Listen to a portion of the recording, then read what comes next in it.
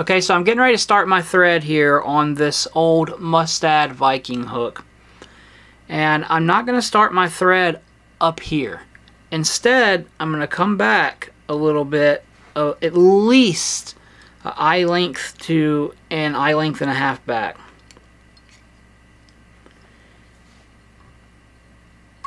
And now I'm going to measure, I want to be about 1/3. So that's close to 1/3 right there. And now with as far as the shank goes, the shank isn't from here to here. The shank is from where the bend starts to behind the eye. So this is your shank. So now I'm going to take that feather, and I like to moisten my fingers, and I'm going to slide my fingers through this, and you can see where the feather is opened up there. And I'm going to taco it, right? So I'm creating a taco with the feather. You can see the taco there. So I'm just going to slide all the way down, and then I'm going to pinch. And now I like my wings to be about a full hook length, which is from here to here. In between a full hook length and a shank length. So I'm going to go ahead and I'm going to tie this down, and I want this to be directly on top.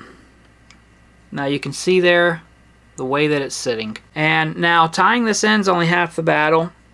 If you want a good taper, you're going to do what I call a multi-cut. You can do it all in one cut as well, but what I like to do is just lift this up a little bit and just inch my scissors forward, and I'm slowly lowering this.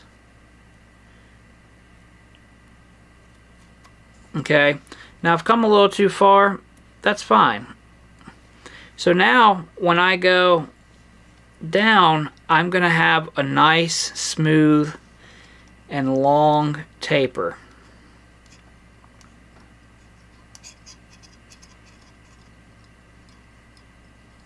So now the next part is going to be to separate the wing, and there's multiple ways you can do it. You can use a bodkin or your fingers, but basically we are just going to separate it into 2 equal halves. What I like to do is use my fingers because I like to be able to feel that I have the same amount. My fingers does a better job than my eyes when it comes to separating into halves with natural materials. So once I get this, I feel that it's separated into 2 equal halves. I am going to bring my bobbin over the far side and then reverse wrap like I'm unwrapping my thread. But I'm not unwrapping, I am coming up these fibers. Okay, and now the further I pull towards the back, the higher this will set. Okay, then I'm going to come forward here. Sorry about that, my camera died here. Okay, so once I'm at this point, I am going to come all the way over in front of the wing, and now I'm going to wrap regular, like regular thread wraps around the near side wing, near to me. Okay, and take a couple wraps here up the wing. And now I like to do nice tight wraps. Whoops. Okay, and that's starting to look nice. I would say that's a decent set of wings. And a lot of times people will come in front here and they'll put 100 wraps right here, and that's fine to do, but it creates a little hill right here. And you don't want that little hill right here, because then your hackle's going to try to slide down it. Not that you can't straighten the taper out, but that's just my preference. So I'm going to set this hook to the side, and I'm going to show you the next method.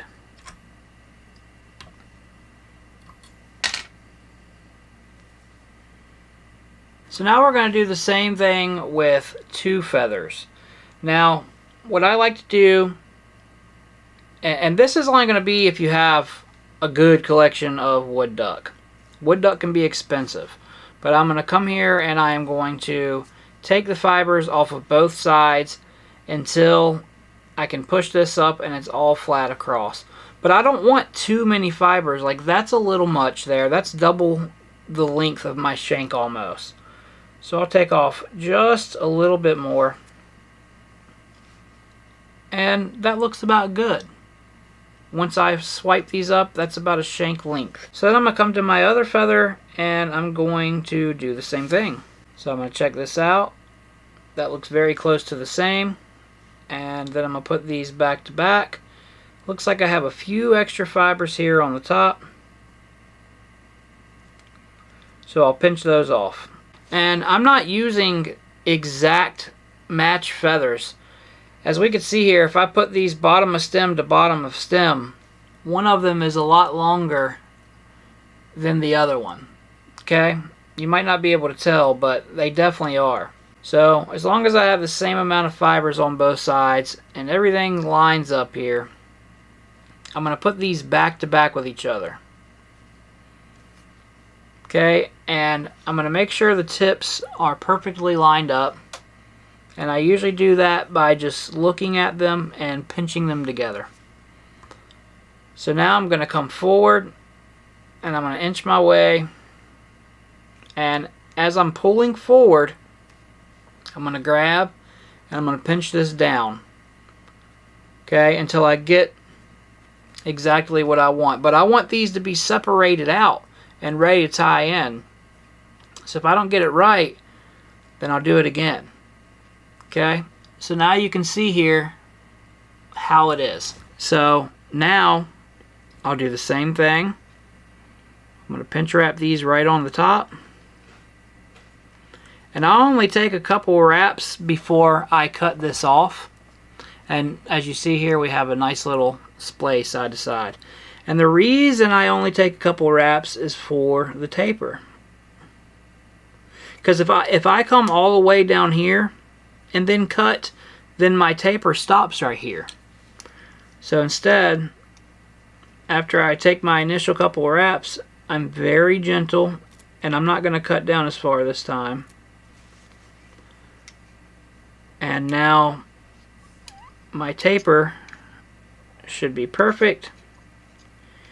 And we'll say if I'm wrapping up a quill Gordon and you can see where the taper stops. The taper comes all the way up and then right there it stops.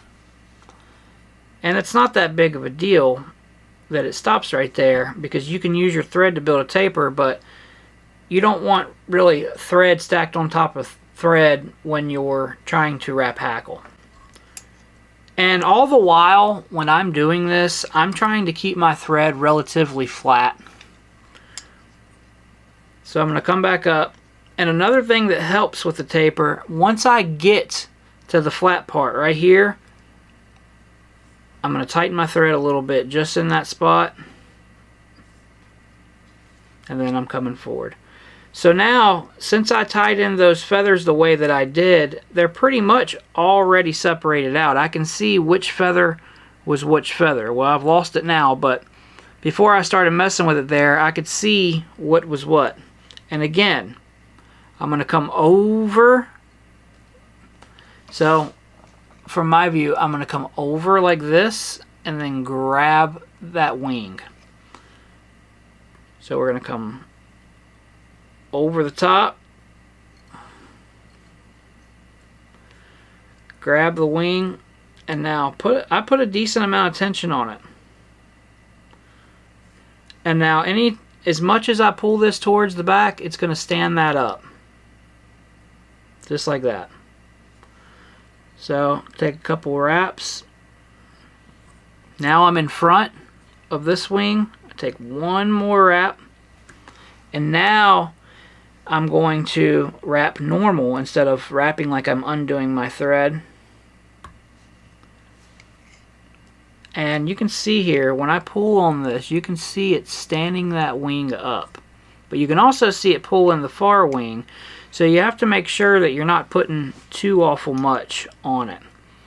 Also, sometimes I'll just come underneath just to straighten out my thread, and then I'll get underneath of this wing and push it forward a little bit, or should I say rearward.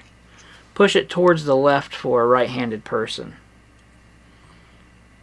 So then I'll just come up underneath again. And like I said, I'm putting a pretty good deal of pressure on this thread, but only when I'm holding the feathers. And now I've got this one back here good, and this one came forward a little bit too much. So I'll just wrap my thread around it. One wrap.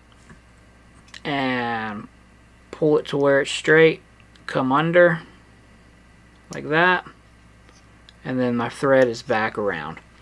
So it's a lot of crisscrossing and forward wrapping and reverse wrapping, but you end up getting a really nice set of wings when you do it that way.